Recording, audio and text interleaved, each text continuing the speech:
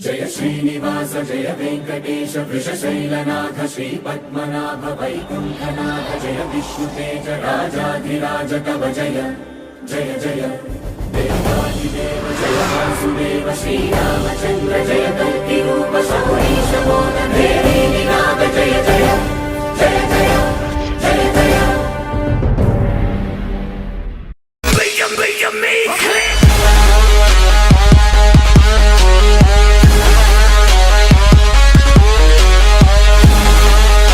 Hi friends, అందరికీ నా ప్రయాణం మీ అందరితో. ఈరోజు కూసుమంచి మండలంలోని జిల్లచెరువు గ్రామంలో ఉన్నటువంటి స్వయంభుగా వెలిసిన వెంకటేశ్వర స్వామి టెంపుల్కి వెళ్తున్నాను.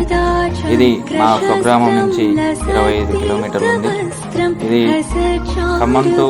ఖమ్మం టు హైదరాబాద్ హైవే పక్కన టెంపుల్ ఉంది. ఈరోజు అక్కడికి వెళ్తున్నాను. శ్రీనివాసం శ్రితపారిజాతం విశ్వస్మై నమః శ్రీనివాసం విష్ణవే నమః శ్రీనివాసం. ఇక్కడ స్వామివారు వెలిసిన విశేషం గురించి ఒక కథనం వ్యాప్తిలో ఉంది. ఇక్కడ 1964 సంవత్సరంలో శ్రీ కోదినామ సంవత్సరం ఆశ్రేజ మాసంన శుక్లపక్షం సాయంత్రం 3 గంటల సమయంలో వాయు వేగంతో శేష అవతారుడై డమడమ శబ్దాలతో దిక్కులు పిక్కటిల్లేటట్టు శబ్ద గర్జితుడై మేఘవర్ణ శోభితుడై పడగ విప్పిన సర్పరూపంలో ఒక ఆకారం జీలచెరువు గుట్ట మీదకు వస్తుండగా పొలం పని చేస్తున్న అచ్చన్న అనే రైతు చూసి దిగ్భ్రాంతుడైపోయాడు.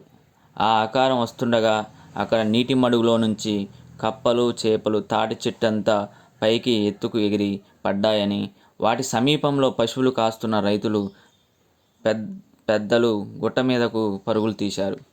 అందరూ చూస్తుండగానే కోటి సూర్య ప్రసాదితుడై వెలుగులు జిమ్ముతూ కొండపైకి మేఘవర్ణ శేష అవతారుడై మెరుపుల వలె గుట్టపై వెలిశాడని భక్తులు చెప్పుచున్నారు.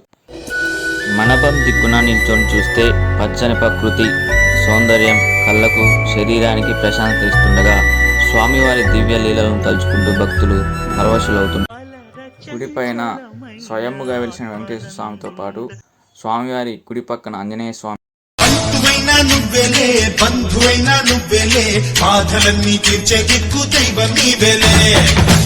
మరియు ఎడమ పక్కన నాగేంద్ర స్వామి భక్తులకు దర్శనమిస్తున్నారు.